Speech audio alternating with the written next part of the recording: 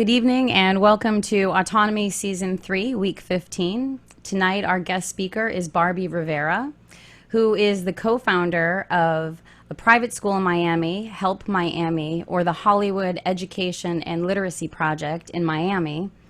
And her current project is creating an open source curriculum for kindergarten through 8th grade. And in researching this for her curriculum, she's come across some very interesting old books, some as far back as 1865. And the opinions of people back then were vastly different than they are today. And she's going to share some of that with the audience. Barbie, welcome, and thank you for being here. Thank you for having me. We will start with math. Okay, so we're starting with math because that's currently what I'm working on. I started with kindergarten. I'm right at the end of putting the kindergarten math program together. And Barbie, if you don't mind me interrupting you, just because some of the students and graduates might not be familiar, I would love it if you would just summarize your story, because it started over 25 years ago when you were very courageous and an advocate for your son, Damon, and you pulled him out of school when the school was trying to push him towards taking prescription drugs, and was trying to claim that he had some type of behavioral or some type of learning problems. And if you could just maybe give us a little bit of the background, I think that people will really resonate with your story. Sure. Okay. I will thanks. provide some photographs. I don't know how well you can see this. This is me right after Hurricane Andrew. You can see my yard, right? Damon is right there. He just turned 7, and then I have my other 3 with me, right? Anyway, Damon is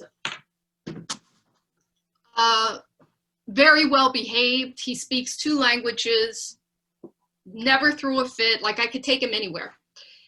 And he goes to school, which I already knew I didn't want to do, but I was very pregnant with my youngest one. And I'm like, okay, I'm going to send him to school. And honestly, looking back, I feel like I put my kid in a burning building, and it still enrages me. Like, you know, all parents have those moments where I could have handled that better. This one will take me to the grave. Even though I started a school for him, I still feel that way. So almost instantly, I noticed a huge difference in my son. He was like, and he just started getting disconnected. And at home, he would cry for anything. Like, if somebody else got served dinner first, it was a problem for him. And it was never a problem for him before. So I saw all aspects change. And I looked, okay, thinking logically, what changed? It's not me having another baby. He already has 2 siblings, another one he does, you know, it's like, it's not that. It was school. And I really dove into what he was doing. And he was 6 years old. He's getting 3 hours of homework a night. And I'm like, that is insanity. Who put that? Where did that come from? You know, and after spending an entire day at school, coming home and spending 3 hours in the evening, and then where's the time for any type of childhood life? Well, where's the time for any type of childhood life, for one, and where's the validation? Because he was just told he was wrong and basically stupid for all the afternoon. Then he would come home and, you know, and it was another, now you're stupid. I didn't think he was stupid. I thought that the curriculum was ridiculous, because, like, I remember specifically, first of all, 3 hours of homework for a 6-year-old is insanity. 6-year-old should be doing something else. He should be helping me cook. He should be playing baseball, soccer, with a cape on, whatever a 6-year-old does. Well, and right? Their self-confidence and their self-esteem should not be shattered and damaged through attending public school, because that's damage that you then had to work on in reverse. That's right. Well, and my thought was, a 6-year-old, there's no 6-year-old on the planet who has the right to feel the way he felt about himself. They all should be like, oh, when I grow up, I'm going to be the firefighter, superhero, NBA guy, like all of it. That's the enthusiasm you want your 6-year-old. to have. My son could fail when he's an adult. He could fall on his head 100 times over, but not when he's 6. So I remember looking at one of his phonics lessons, and it was the curious raccoon scampered up the tree. I'm like, what the heck is this? What about the cat sat? Or, you know, like, what's the definition of the word curious? What's scampered? You know, like, come on, let's give the kid a break. Further, the teacher had 32 kids in her room. And I was told that was one of the smaller classrooms. So I will give you this comparison. I have 4 children under the age of 6. I'm busy. There's no way I could take care of 32, even if they were all born on the same day. It's impossible. So I don't care what certificate you hold, how many years, and the expertise, all of this, I don't care. There's no human being who can manage 32 kids in a classroom. There's not give them the individualized attention and the consciousness and the being present and in the moment with them that they require. Exactly.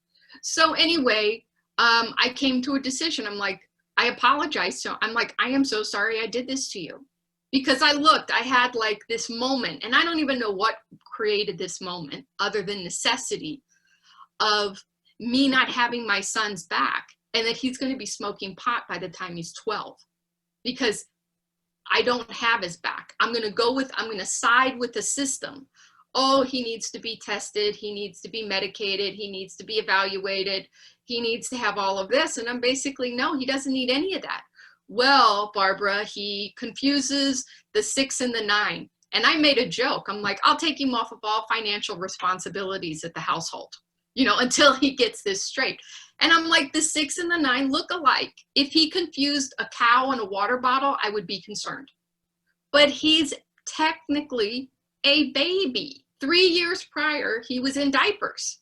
You know, I'm like, what happened? You know, and I was a young mom. I'm a pregnant teenager. So it really wasn't that long ago that I wasn't in kindergarten myself. It was just a different world. So I took him out. And then I started homeschooling. Now my other 3 children Damon, when he was 6 at the end of 1st grade, he thought he was stupid.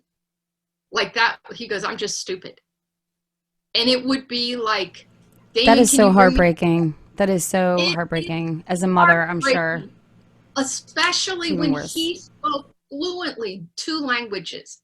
His behavior was amazing. Like friends I'll take 10 Damons, just take one of mine, because he was so easy to get along with and just so easy, right?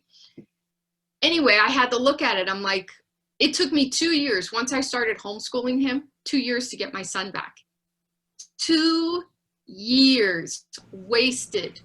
To undo the damage that they did. Right. And I had to keep him separated from my 4-year-old, my daughter, Morgan, who's a little perfectionist. And at age 4, like she finished my kindergarten curriculum. It was my own manufacture in 8 weeks. And she was like, her handwriting was perfect. Her this was perfect. You know, she sat up straight with her hands folded, where Damon, she's like, that doesn't look like the letter A. It looks like a punctured balloon. And I'm like, okay, let me keep you separated. But she never thought she was dumb. And my other 2 boys never thought there was anything wrong with them or anything at all. And it was interesting because all 4 of my children, vastly different. All 4 of them. Many different ideas, many different interests, etc., right?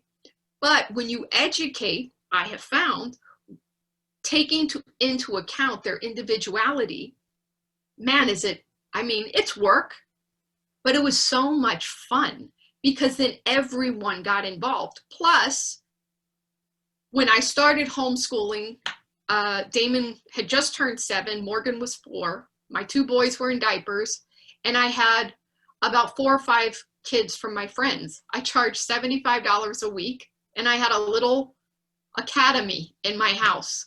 And it was really simple: reading, writing, math, manners. And then I got the kids involved with okay, this is your community. We don't wait till you're older to impact it. And that was also an interesting thing. I took the kids to a park, right? And the park was, you know, I have my youngest son, Michael, in diapers, and Adam in diapers, and they're toddling around. And this park was a disaster. Broken glass, broken bottles, this, that, and the other. So I pack all the kids up, take them back home. And they were bummed because that was their outside playtime. And I'm like, okay, so here's what you do. You guys have a voice. There is an actual person in the city of Miami whose job it is to make sure all the parks are clean. So we're all going to write letters. If you need help spelling a word, I'll help you spell a word. And I remember my daughter, who was great. She was 8, and she was like, "Dear park man," you know, like the man in charge of the park. It's like, "Today I saw trash on the grass, trash in the pond, a mama duck with her baby ducks all swimming in trashy water." The word trash was in every sentence, and she drew a family of ducks, and they were all crying. I'm like, I let them write what they wanted to write. One of the boys, not mine, but he was like, "Do you want to see all animals dead in the world?" And I'm like, okay, that's what they're communicating. But you empowered them. You empowered them to find a way to get their needs met in a very constructive and creative and beautiful way. And that's and it's experience. It reminds me of John Taylor Gatto and the way that he taught children through experience. Right. Well, so I wrote the letters to the Park and Recreation Board. And a week later, we had this gentleman show up at the house. And he's like, "I've come on behalf of Miami-Dade about the park."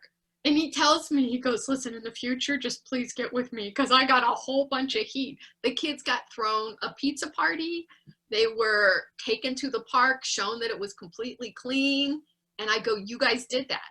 You guys advocated for that park. And look what happened." And they were just like, okay, what next? What next? And that's, to me, the way education is supposed to be.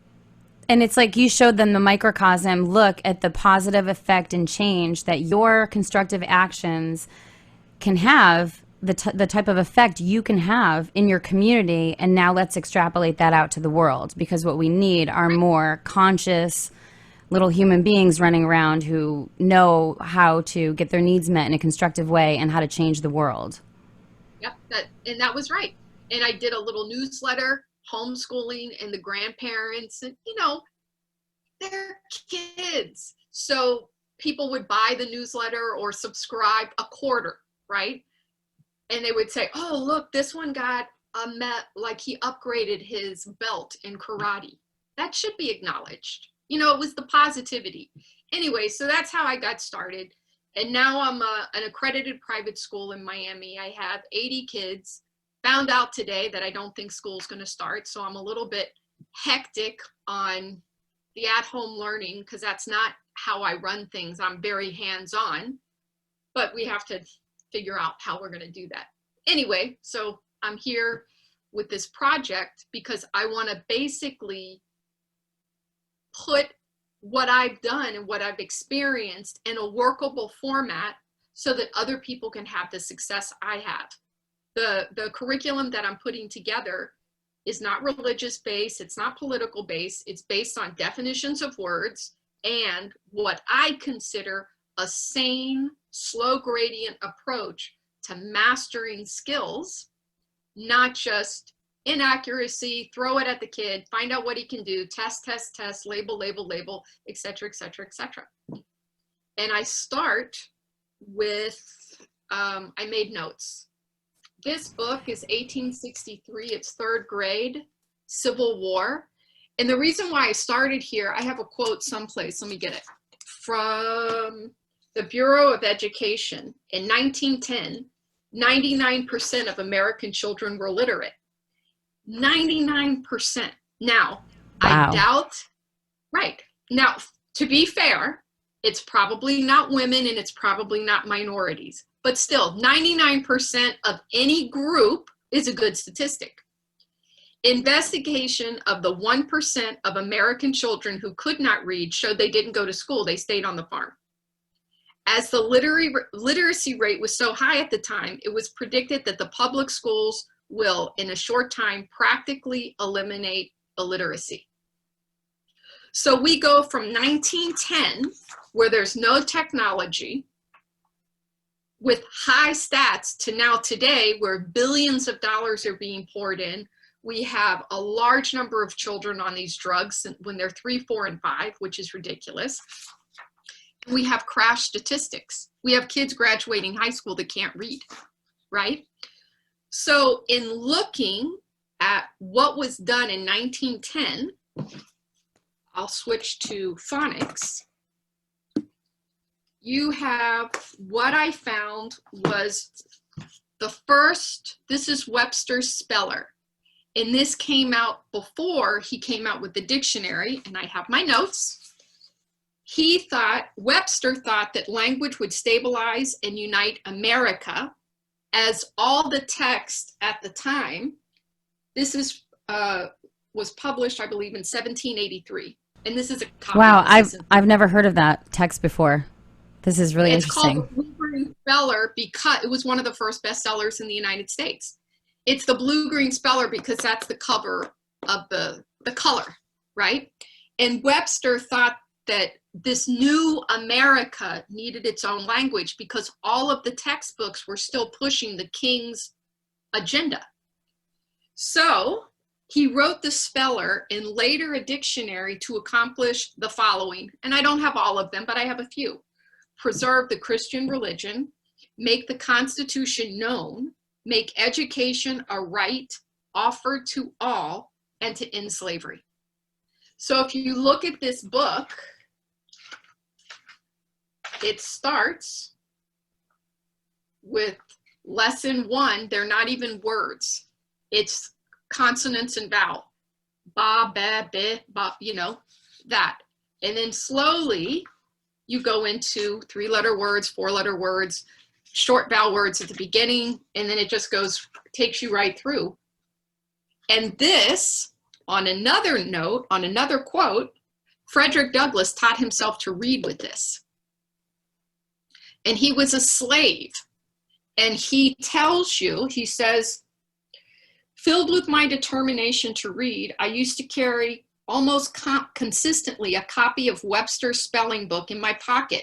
And when sent on errands or when playtime was allowed me, I would step aside with my young friends and take a lesson in my spelling. I am greatly indebted to these boys. And it was the children of the slave owners that taught him. So whether it was Webster in trying to separate from the crown and from England and distinguish, themselves as not being a slave to the crown, or Frederick Douglass trying to separate himself from his slave owners and saying, I am a man and I don't need a master, it's all about empowerment and self-rule and autonomy. Right. Yeah, self-reliance. Exactly. Right. That's right. So I have this. Now there's another book that was written in 1955, and it's Why Johnny Can't Read, right? This is from a grandfather who found that his grandson couldn't read at all and started looking at the materials, and similar to what I saw with my son, was like, what the heck is happening? And in here, he says, basically, he says that there was a war going on with the experts who have taken over phonics. And my issue is with experts. And he talks about a warfare between the entrenched experts and the advocates of common sense. How's that for a statement? And he says, and that is still going on today. It horribly so. He says the Hay-Wingo book is the only primer on the market today that's based firmly on alphabetic phonetic principle. And I have it. This is this. And if you look at it, it follows the same theory as the Webster Speller.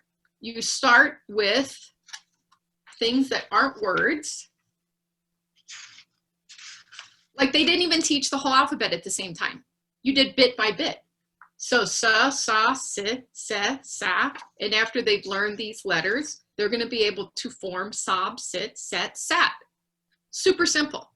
And it goes through. Now, obviously, Webster has, there was a different language back in the late 1700s. This is more modern. And even in here, like you have the word gay, which now means something else. But you have this, right? This was laughed out of existence in the mid-50s. Which is a real shame because it's an excellent foundation, despite the fact that it needs to be updated, sure. Right. But it's an excellent foundation. And you wonder why it was wiped from and not included in this Common Core curriculum. Well, now that leads into like New World Order and that whole thing of indoctrination. So Yeah. based maybe on another conversation. Another conversation. So the goal that I have once I get to phonics, because I touched upon phonics, then I went to math and I need to get back to phonics, is using these two books, create a full series of workbooks and readers that a child, and then format it for adults, because a child needs more. They need the handwriting. I mean, not that the adults don't need handwriting, but with the child, you know, a 4-year-old or a 5-year-old or a 6-year-old may need to work with the letter L longer than an adult does. So this is one of the first primers, 1845. And this was, check these illustrations out. Again, you have sounds, no words, but look at these illustrations. So to me, this is like fantastic. Wow. And, you know, like, this would be how I would want my adult phonics program to look like. I don't want cartoon characters because that's like an insult. It's already insulting enough. You made it to adulthood and you can't read. How horrific. I don't want cutesy, and that's my illustration. They're cute. Sorry, Barb, but I need to find an illustrator. Anyway, based on those, this is what I have so far. This is just short vowel words. And I have a couple of readers or stories that go with it. I've incorporated, by the time somebody does this, and again, this needs to be put into a workbook format, you're going to have the top 1,000 words used in the English language, and there will be a glossary that goes with this. And the glossary is going to be, I wouldn't even call it a glossary or a dictionary because it's conversational. The person is learning. So we're not going to get into a cat is a feline. No, there'll be a picture of a cat and that's all you need to know right now. You can get into other definitions later, but we're trying to get the person to read. So each little section has 12 words. This could all change. The is are. I love it because it's like you're creating building blocks. And that's exactly it. So anyway, this is the base of the phonics program that's coming. Like I say, I've created some stories that are hilarious because the other thing is the stories that these kids read are so dry and boring. Look, see dad, run, Jane, run. And I'm like, okay, nobody talks like that. No one talked like that back then either. Anyway, and I have found workbooks that were used back in the day. These need work because, again, you have only 64 pages that takes, I think that this could be stretched out to probably 10 workbooks with puzzles and games and stuff and stories and color this and color that, etc., etc. Now, an interesting thing about phonics is modern reading programs. You have, let's say, a workbook this big. The teacher guide is like 4 inches thick. And I'm like, what the heck? We don't need brain surgeons to teach this. The interesting thing about this, and this is another one. This is another one. Look how beautiful this is, right? Easy. This is what my son needed. He didn't get it. They all say phonics, if the workbook is done properly, you need minimal teacher instruction. Minimal teacher interference. The child can do it. And that's what we need, because we're not going to, you know, and I've kind of battled this, because the way I taught my children to read was one-on-one, but I only have 4. So if we're going to take a nation, let's say, we can't do one-on-one. It has to come to where this is so simple and so sane that you give it to somebody. The person who is teaching it, I'm going to assume, does not know what they're doing. So we're going to make it easy on them too, right? Because they haven't, I mean, this book. And you're making it intuitive for the child or the young That's adult, right. depending on. If this book was laughed out of existence in 1955, and this was the last standard phonics book, none of us were taught to read properly. That's scary. And it's only worse nowadays, right? Now I'll flip to, Right. Good on that. I'll flip to math. All right, this is probably controversial, whatever. This is a modern kindergarten math book. I tabbed only 2 areas because I don't want to make everyone listening sick. But this is like, one is color the parallelograms blue. I'm like, are you kidding me? The kid can't read this. And here we go with the labeling. He can't read this. And then when you get to word problems for a kindergartner who can't read, the names that are used, Juan, which is Spanish spelling, J-U-A-N, but it's not English phonics, Tanisha, Shondell, and I'm like, come on. What about Jack and Jill? Like, let's make it easy. Anyway. Just simplify it instead of making it confusing. Right. This belongs in a garbage can. Now, I'm just saying, sorry about Saxon. So then I found, all right, my notes are on the back. Let me turn my phone off. 1863, 3rd grade. In here, check this out. This is Civil War. The danger in teaching elementary subjects is falling into a habit of monotony, which soon robs both teacher and student of nearly all the interest they would otherwise feel in these studies. So they wanted the student excited. And the book is, you have to think, but it's easy.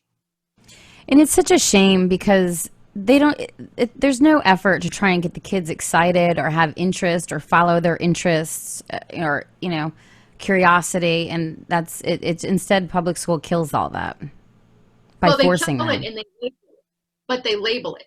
That's what's even worse is, you know, like I've been doing this for 30 years and I have a parent that'll come in and say, well, my son's a visual learner. And I'm like, I'm so sick of that term. I'm like, yeah, I'm a visual driver. I'm a visual cook. That's what eyes are for. Like, we don't, I'm the female. I'm the female parent. I'm like, yeah, that's what a mother is.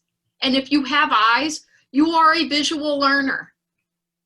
Like, come on, let's get off of this. And then there's the label, selective mutism. That's if a child chooses not to talk. And I'm like, it's his God-given right not to talk. We tell our kids not to talk to strangers, and they're 4 years old, and they get corralled into an office with 3 or 4 different psychologists and experts and this, that, and the other, and the kid shuts down. Oh, selective mutism. I'm like, come on. Yeah, there are adults that would shut down frustrating in that situation. Yeah. That's right. Anyway, so for the math, 1913, it tells you, like, again, that like on this one, long division is treated so that the 3 difficulties in doing long division are met and mastered one at a time. The word mastered, fully know, is in here. The one from the Civil War, 1912, 1st grade math. Beautiful book. It asks you to read and you go over it, but it also says arithmetic should be taught at this level, kindergarten, 1st grade, in games, puzzles, counting, and play. To introduce a formal textbook before it can be mentally grasped would take away from the child's natural love for numbers and place upon them, quote, a burden heavier than they could carry. This is for the child. It's not for the system. You know? Thank you. And it's about letting the child develop at their own pace. And I know home educators who let their children follow their interests and don't really push, heavy math until, let's say, one of the children is interested in buying something and earning some money. And there are, simple things like my 4-year-old son is counting all the time now, and it's because he has a need to count things. So, they move at their own pace. Right. And that's how, again, that's how the adult world is. If you ask me to fix a computer, I mean, you guys all know I'm like lost when it comes to computers. So you're going to label me, oh, computer deficient, computer disabled, right?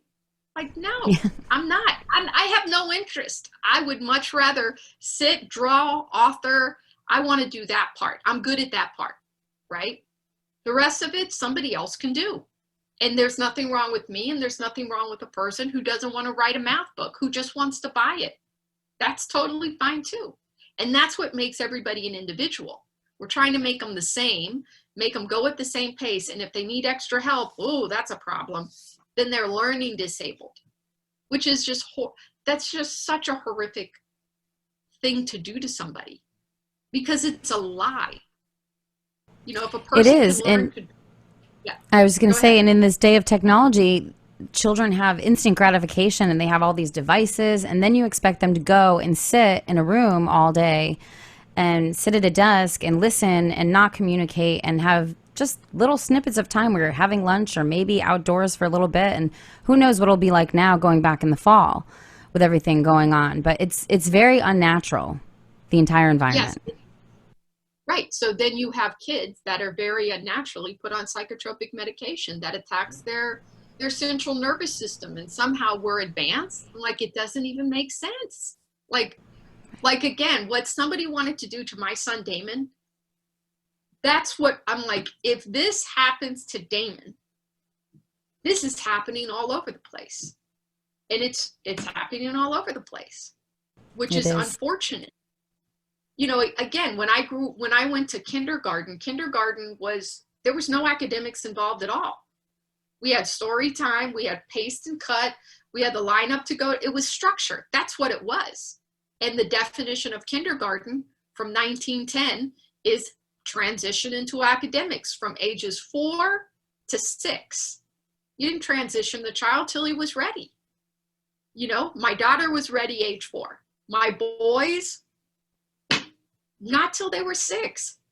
And now that they're older, it's not like, oh, Damon, wow, your mom had you on a kindergarten curriculum when you were 6, or what I'm saying? They develop at their own pace, and they do fully develop. That's right. And they do. And they come up with these interests and these things. I'll tell you, my youngest son got into writing, and I didn't put a red pen to it, because his creative writing to me was like, if he brought me the picture of a cow on a moon with a spaceman, I'm not going to say, hey, cows aren't purple and they're not on the moon and there is no such thing as a spaceman. I'll never get another picture from him again. So he would bring me these stories, front page, back page. And it had one period, because he just knew that his datum was a sentence ends with a period. So the whole thing was just one rambling thing with a period right at the end, because he ran out of space. In it, he had 45 words misspelled. But I understood what he was saying. And I'm like, no marks, right? But there was his spelling lesson. And I'm like, okay, we're going to take 5 of these words, and you're going to learn to correctly spell 5 of these words. And he goes, fair enough. Like, he was into it because he wanted his writing to improve. Grammar these days is taught in kindergarten. I'm like, why are we doing that? Let the child, let him be. I don't teach grammar until 4th grade, and it's bit and piece. So my son was 10 years old when he learned about quotation marks. You would have thought I gave him a brand new bicycle. He was so excited because his writing was going to take a whole new level. Now, mind you, all of his stories were making fun of Damon. You know, like Damon was just made But of the course. absolute, of course, you know, a disaster in all the stories. And then Damon screamed like a girl, you know, it was like, and then he would have quotation marks. And they were hilarious. And at that time, I think I had 15, 20 kids that I was homeschooling. And every day that Michael would write a story, I would stop everyone. Michael was like 7 or 8, and they would all want to hear his story. And I would read it exactly as he wrote it, because when he hears it, he would get it, right? But these days, the kid has to correct his spelling, correct his grammar, and I'm like, sorry, James Patterson, billion-dollar author, he has an editor who does all that. He sits, he writes, somebody else corrects it all for him. How are we going to expect a 7-year-old to have that skill set? We can't. And what was the right thing that Michael was doing on his own time? Writing stories that were front and back page with crazy illustrations. I'm like, that is what I want more of, because if he does that enough, he will master his spelling and his grammar. Everything that we're trying to cram down the student's throat, he's going to get, and he's not going to lose a love for doing it. And he didn't. And he's a wonderful writer. And that's what's so important, is that you encouraged it. If you had picked it all apart, and that would have been an awful experience, or maybe not an awful, but not a fun experience. And it wouldn't have maybe made him feel like going and writing another story and another story and another story. And so, you know, that kind of picking things apart instead of just letting let it all blossom and see where it goes, and just encourage Right. it. And just like you said, there's not a purple cow on the moon. Well, who cares? What a beautiful picture. Great job. Right. Well, the other thing too is like, if it doesn't work in the adult world, it doesn't work in the child world.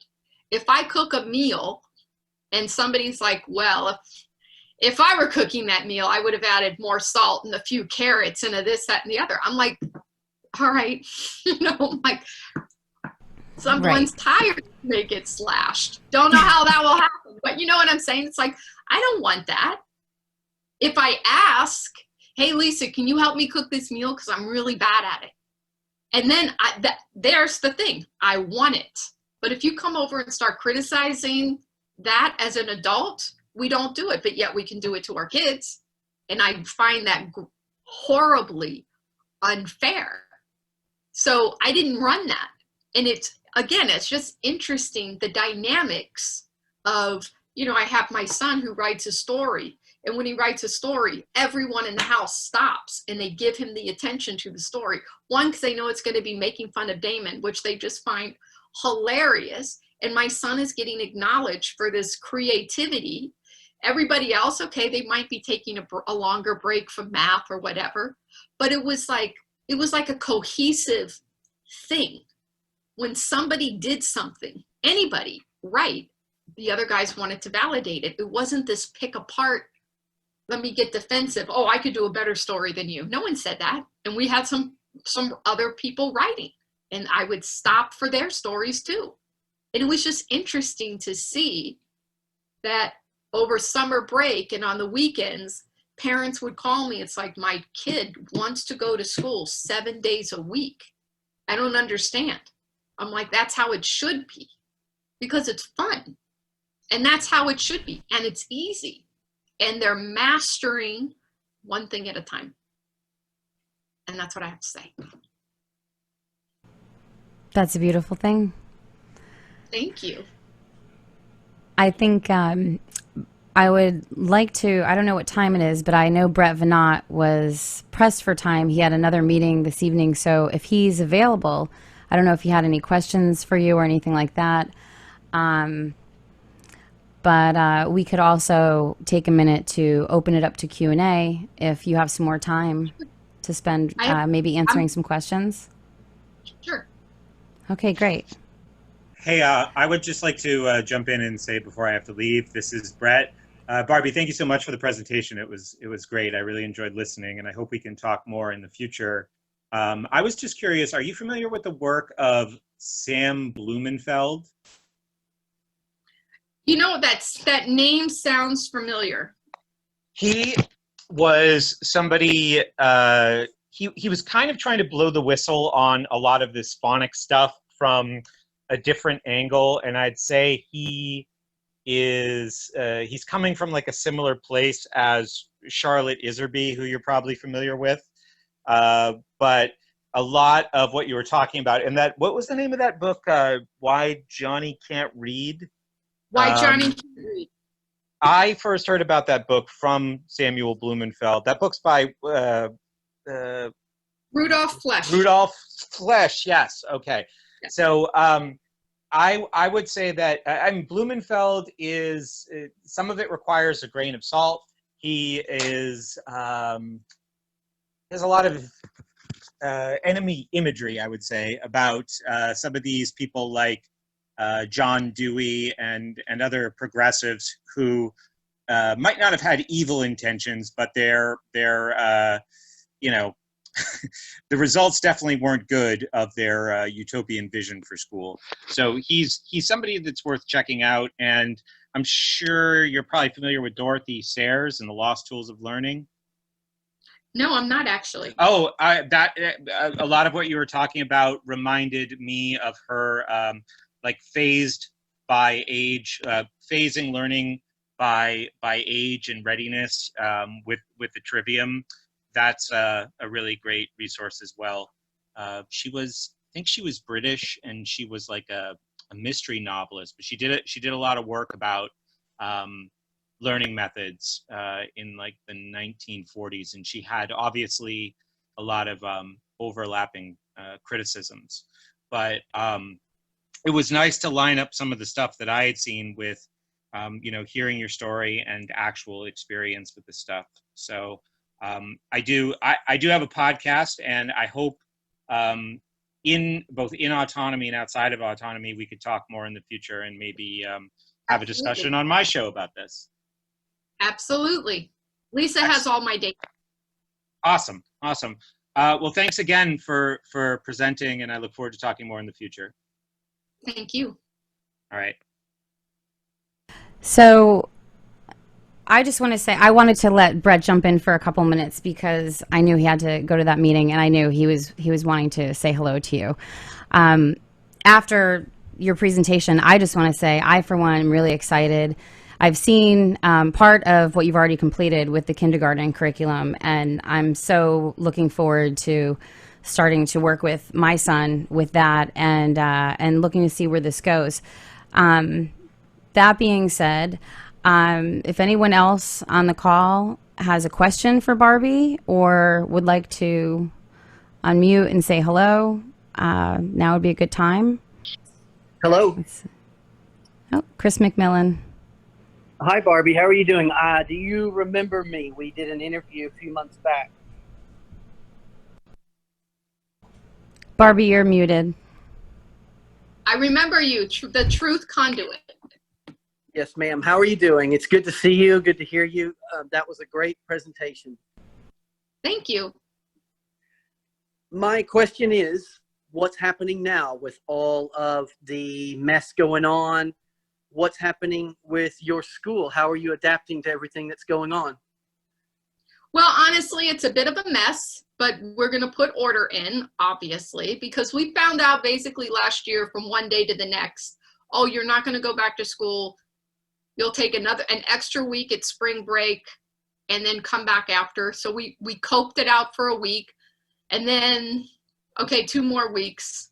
And we coped it out for 2 more weeks, thinking that we're going to come back, because my protocol in school is hands-on. You know, like a policy in my school, if my door is open and you have a question, and there's no one in my office, come in. That's what we're here for, is delivery. It's not for anything else. It's for delivery. So the whole last quarter was done online, and it went okay. You know, we made it go right, and we had kids that were calling teachers. It was just a little random because the day ended up stretching out forever because the kids, you know, it's like, oh, I'm available at 4 o'clock. My mom needed the computer from 2 to 3, you know, things like that. So we are in the process of surveying our parents with what they want. And it looks like most of our parents want to continue on at-home learning. So that's what we're going to do. I think we're going to do something split, where if you want to bring the child to school, you can bring them to school, but we're going to have cameras set up and the equipment set up so that kids can log in, check in, and receive the lesson at the same, in real time, that the teacher's teaching to the few. I don't know, maybe no one comes to school, and we're all on this, at least for the first quarter.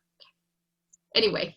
Barbie, So do you think it's just convenience that's kind of steering that decision, or do you think that it's performance? Like, are people actually learning quicker because they don't have to worry about going to school and getting ready, and or going to a location, and they're actually able to just focus on progress? I think it has more to do with the media telling you if you go outside without a mask, you're going to die in a day. You know what I'm saying? Because Miami is like, everything is just so chaotic and dangerous and this and that. And I have my own view, which might be considered whatever. But when we come back to school, I'm not going to enforce masks. And I can't do social distancing. They're kids, you know? And plus, our protocol is hands-on. Now, am I going to take precautions? Absolutely. I already have precautions in place. If your child's sick, he can't come in here. And I'm pretty strict on that before all of this. But I think that parents are in a state of panic on what's going to happen, right? And I'm not going to challenge that, because what if I'm wrong, for one? The majority of our parents did actually really well with this. A few of them didn't show up at all. We have kids that were unaccounted for weeks on end. So that's what concerns me, is because you have, like, you know, obviously you have a scale of parenting. At the top of the scale, they cook good food, they read to their children every night, and they manage a household. At the bottom of the scale, they can barely, you know, it's Taco Bell, and maybe they have a conversation once a day. So we have all of it. So anyway, we just got to work out to make sure that we don't lose anybody. Because, you know, I have my attention on a couple of students that really need the structure, and I want to be here for them. So plus every week it changes. So our protocols could be ironclad this week, and then next week something changes.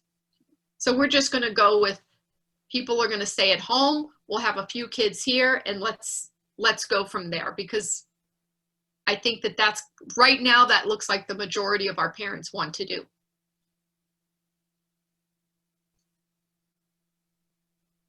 I don't know if I lost you all. No, we're still here. We're all no, still here. Oh. Yeah, thank you. Thanks for saying that. The plus in all of this, the plus is I've been able to devote a lot of time to this curriculum, because I'll tell you, it's like the phonics that I showed you, I did most of that over a Christmas break.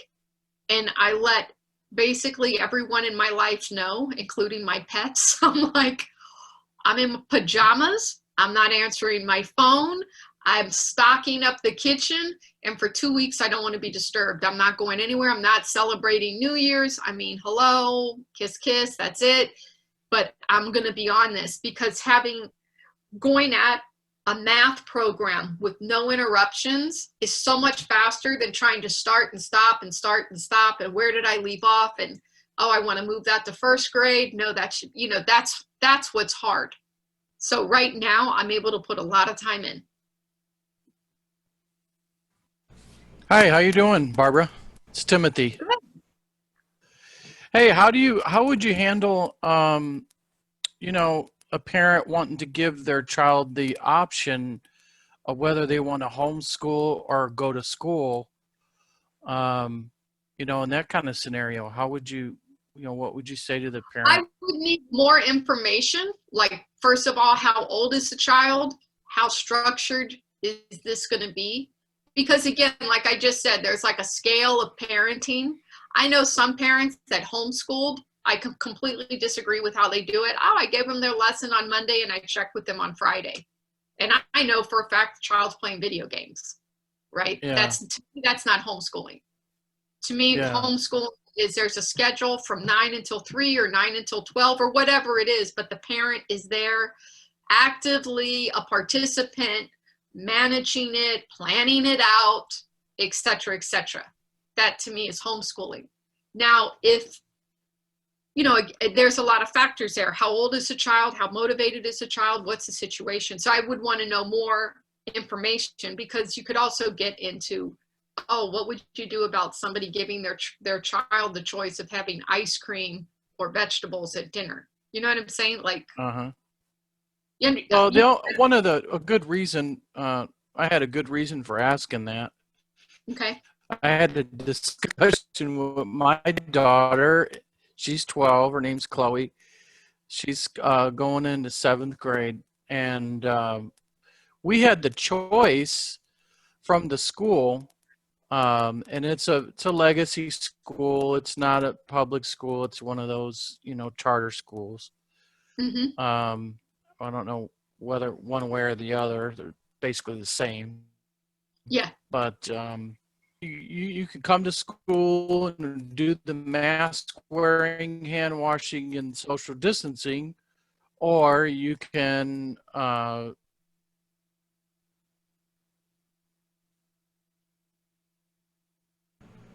lost you. You do yeah, the you cut out there, online but I think schooling at home. he's saying that I she said, has the Chloe, choice to. it's going to be very. I told her. I said, I don't think I could bear sending you, give you.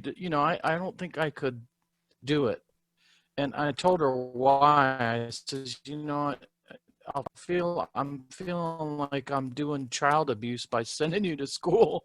So I said, let's give this homeschooling thing a try. What do you think? And she said, yeah.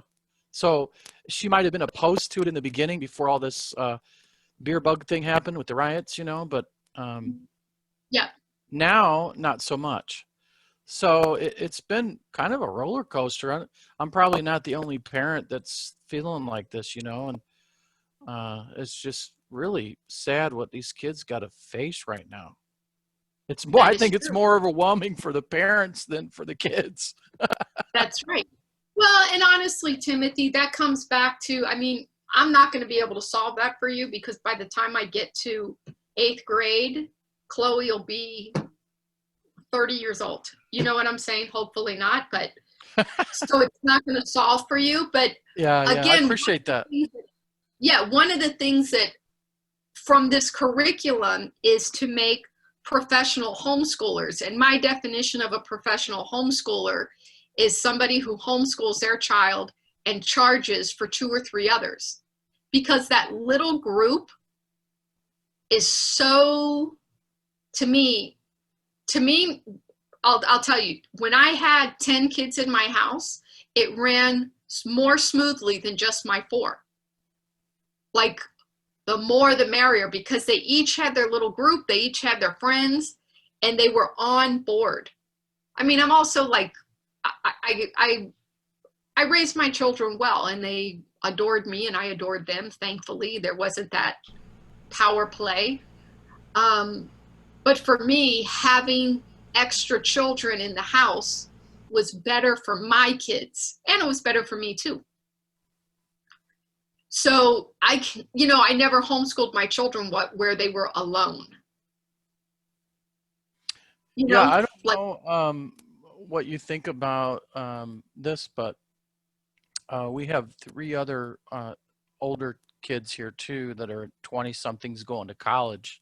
So it's a pretty interesting dynamic, I have at my house, especially, me and my oldest son, we got into a really heated argument about a month ago, and because of our political views. And I haven't really mastered the art of, containing my anger. So we, things just got out of hand, and now I think as a result, and my youngest daughter saw this happen, and she's like, well, I stayed out of it, Dad. I didn't want to get involved. But yet I see how, how the behavior is now. It's like people are just kind of like in the house because we have to be here. It's not really something that I ever expected to happen. So it's more like we're just living together because we have to, and we don't speak to each other like like we're supposed to. Everybody's kind of still angry, and I think this is going on. I've talked to other people about this, and I've heard other families, they split up because of this. So I think it's a lot of stress on a lot of families, and I think that Barbie actually was involved in a meeting a few weeks ago with myself and some other people in our community, and we were talking through options. I was trying to get this group of people together because I saw how their projects resonated with one another, and because there's a lot of parents right now who might not want to send their kids back to school under those circumstances, but also want to have a social environment for their kids. And I love what Barbie was just talking about, having how someone could homeschool their own kids and then for a cost also have other kids there in that environment. And if that could be some type of business that could then be franchised around the country, I mean, imagine that if you created this this network of home educators. And I don't know, I'm just thinking off the top of my head. But yeah, there's a lot of people I think that are experiencing some frustration just from the pressure and the fear of the environment the last several months, and that's, I think, natural. Yeah, I agree. Yeah, it's been quite a gut-wrenching slap in the face for me, because it only showed my lack of compassion and love, and it just showed me everything. I had a come to Jesus moment, so to speak. So, Our children teach us every day, don't they? I'm like, damn, man, that is like the hardest lesson I've ever learned. And we're not talking yet, but I think the future still looks bright because we're all still in the house. Nobody died, went to jail, or got hurt. So I look at it that, that's, and I talked to my wife and I said, look, I would have never thought this would happen, because when we got married, she had 3 kids from, another marriage, and then we had Chloe together. So we have 4. And there's always been what do you say? There's always been kind of a jealousy towards little Chloe, from the other siblings, and I don't think that's anything I could have ever handled very well. And I was fortunate because I had a mom and a dad when I was growing up, and my youth wasn't really that bad. We always had what we needed, just enough. We weren't wealthy, but we all went to college. We all went to school. We always had pretty nice cars. I spent time with my dad, so it's not like there's lack of relationship, daddy issues or anything like that. But when it happens to you, you really, I think it really points to what you're lacking, as far as. Well, it's good that you're conscious enough to be aware of that and to use it as an experience to learn and grow with your son. And it does take time, but that's. You bet. I an really important appreciate experience. you, Lisa, too, because I know I've spoken to you before on various subjects, and I really didn't take time to get to know my son, because we're all so busy, and I think that's what happens. We just get wrapped up in our own little world, and that was before everything happened.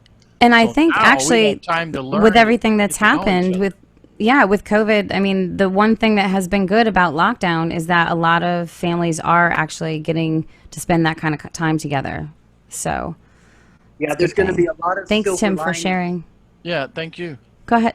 Sorry, Chris, go ahead. I'm just saying one of the biggest silver linings from this horrible situation is that I'm starting to call it, with the capital R and the capital H, the rise of homeschooling, because I'm already reading a lot of, surveys and statistics coming out. A lot of parents are saying, not going to send my kid back. Now, it has, we won't know for sure until the fall semesters start kicking off, but definitely there's going to be some interesting changes when the semesters actually starting up again. It'll be interesting. Yeah, Right. that's for sure, Chris. I have high hopes about the kids actually being able to go back, because I happen to think that school that we chose was actually not that bad compared to the STEM academy down the street. You know what I mean? So even though they're still in the school, and I haven't, I never would have had this kind of a challenge before. I'm actually very thankful that it happened. So Triggering complexity and growing. yeah. Thank you for letting me speak. Yes. Good Thank luck. you. Is there anyone else that has a question or a comment or anything like that would like to unmute? I apologize, Barbie. Usually someone else is paying attention to who's muting and unmuting, but No we're just worries. doing it live tonight. I'm taking a win that I got this far. Well, I just want to say also, I think that, this is really an excellent time for what you're doing, because, like I said before, there's a lot of people out there looking for options, and the Common Core curriculum is not working for them. And it's not they want to continue educating their kids at home, but they don't want to do that. That's so hard for the parents. What I see my sisters and my friends going through, trying to take this curriculum and teach it through it's disastrous. And they don't want something that has a political spin or or an ideology or a religious ideology. So they're looking for something outside of that. And I think it's very important what you're doing right now, the timing of it. And if there's anything, I know we're already having conversations, but if there's anything that we can do to help speed that up, I know there's many of us here in this group who are eager to help you move things forward. Good. Well, I appreciate that. Yeah, because I'll tell you, the point is that we don't, homeschooling is one thing, and to me it's successful because we're not doing what the school system's doing. And the school system's trying to indoctrinate the kids at home. So what's the difference? Like, it's, to me, homeschooling is you're doing something completely different. That's why you homeschool. It's not that you're just waking up and getting the same indoctrination and the same disconnection, because that's not good. No, it's not to teach children to be obedient or to memorize or any of the other things that are the tenets of the public education system right now. It's to teach them how to be, self-reliant, self-confident, happy, conscious human beings who can meet their needs in this world in a constructive way, who can communicate meaningfully with the people who they care about in their lives and others, even strangers.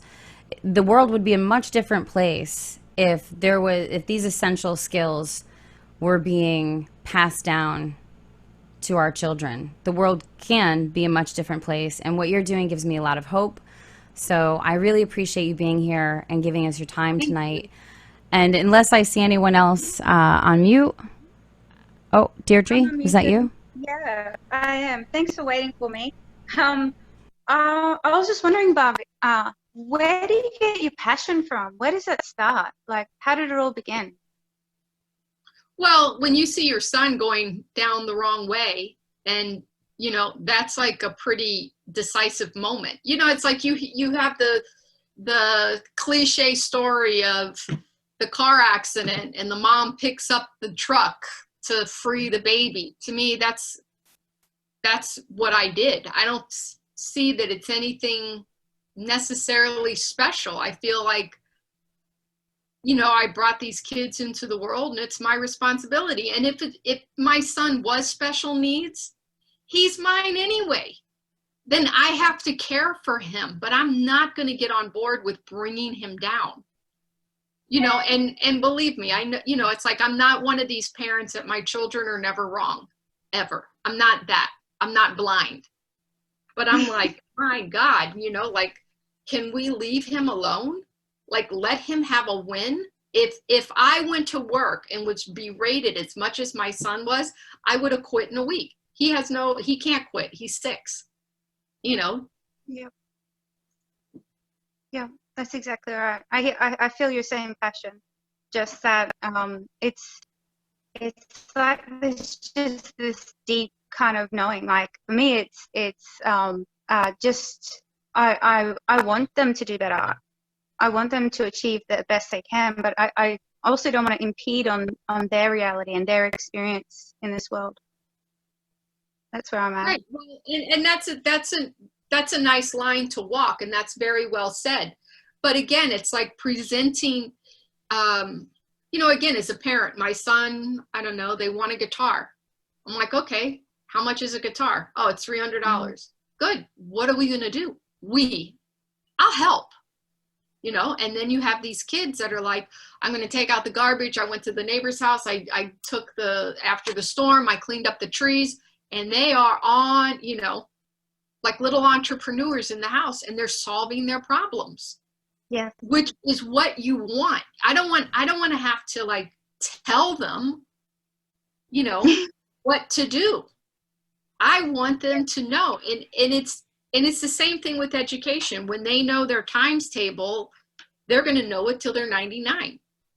And when they were little, I don't know. I just had this mind of like, okay, this boy here, he's finally walking and his contribution is throwing things away. He now knows where the garbage can is. So that means I need to keep my car keys, my purse, and everything out of his hands because he's going to throw it all away because he doesn't know the difference yet. It's going to take him about 3 months. And once he gets that, then we're going to do this. Then we're going to work on, okay, your shoes go in your closet. Now, then I have to put my shoes away every day, much as I don't want to, but I do, so that I set the example. And I think it really comes down to like the concept of professionalism and having the kids copy that. Because, you know, I raised my kids on my own, and I want them to know that when you're an adult, you have more freedoms than when you're a child. And when you act responsibly, and when you take that, oh, I'm gonna wash the dishes as a professional. They're all gonna be clean. They're gonna be done quickly and ready to go, because that's what's needed, not this half-ass way of life. And that's what my son learned in school. He learned that no one really cared, that he could get by with a C or a D, and that there was a drug for everything. I'm like, that's the wrong thing to teach a 6-year-old. You know, that's wrong. That's the wrong message. Because he was convinced he couldn't read. Like, as a fact of science, I can't read. You know, I'm like, I do hear you. That's what I'm experiencing with my son at the moment. He was born with nasal problems, and so when he was born, he would stop breathing, and it's affected the way he can talk, and so he can't pronounce his phonics very well, and sounds and everything. He can't talk very well, and now I'm at the point where he's 8, and he may need surgery, but it's still not going to help with his issues that he's struggling with reading. That's where I was wondering, what would you suggest? Because he's, I don't want to push him because he already feels upset that he can't pronounce his words, let alone read. And that's because he can't sound them properly because his nose is so small. Well, I wouldn't even make it, I mean, it's already an issue to try to make it a non-issue, but I wouldn't make it an issue. If at all possible. Because here's my views, like, one, okay, like I say, if my son truly was, I mean, they said brain damaged, emotionally, all of these things, like, he would have to work overtime to be all the things that they said that he was. I'm like, he's 6. He confuses the 6 and 9, and they have all the big words. He confuses the B, the P, the Q. I'm like, they all look alike. He's going to work it out. He will work it out. If I was on him, and again, I don't know you or anything, but if I was on him, no, that's a P, not a D. No, I make it worse because I'm calling attention to what he struggles with. I had to back him up. So this is the letter A. Apple. Color the apple. Excellent. You get a sticker. Now, did I say, well, you really should have colored the apple. You're 2 years behind. Your sister colored 3 apples. You know, I'm not playing that game with him. First of all, I felt horrible for sending him to school, but I validated what was right. And I had my youngest son, he didn't have anything wrong with him, but his pronunciation was strange. He was an early talker, like he would say full sentences, but we were the only ones who could understand him. And it was probably for 2 years, but we understood him, and that was the point, right? He didn't know street didn't have a W in it until he was in the 2nd grade. Sweet, he had that W. And when it was one of his spelling words, he's like, there's no W there. I go, right. And he started pronouncing it correctly because he now knows. But I can't go around correcting everything he does. My other son, Adam, very much into animals. Like, I'm talking crazy, crazy animal kid. Animals find him, he finds animals, and that's the way it is. It was established very early on that this baby has a gift.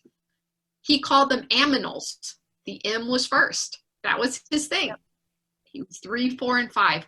Who cares? When he grew up, even my mother, who would criticize almost everything at times, was like, oh my God, listen to how he says the word animals. It's amazing, because that was his thing. I didn't correct it. It's not important. Your son has a different situation, but the important thing is that he understands the written word. You know, that's like step 1. And if he's not understanding, I'm just going to throw it out there, 1st grade, well, let's back him down. If he doesn't understand kindergarten, let's back him down. And I'll tell you, just not to go sidetrack, one of the first kids that I really helped as a tutor, like in addition to my homeschool, was an 8-year-old boy named Fernando. And he had been on ADHD medication for, I don't know, 2 or 3 years. Latin family, everyone in the family kind of chunky. He was rail thin. And the mom, that was what made the mom like, wait a minute, he's not growing. And I'm like, well, the medication he's on can stunt the growth. He hated books, hated reading, all of it. So I told the parents, I'm like, look, I'm going to tutor him. It's $20 an hour, but you're going to go broke on Legos because you're going to have to bring me a $10 set of Lego every time you come. And at the time I had a living room, like in Miami, you don't really have carpets very much because of the weather. So I had this tile floor, and I had him with washable markers writing the alphabet on the floor. Like, nobody writes on the floor. And then I'd wipe it up, and he would wipe it up. And he would jump from sounds to this, that, and the other. And then we would do a book of Legos. And the thing that was great about Legos is it's turning pages step by step, which is the first part of reading. And you have to duplicate exactly where that brick goes. So you need to look.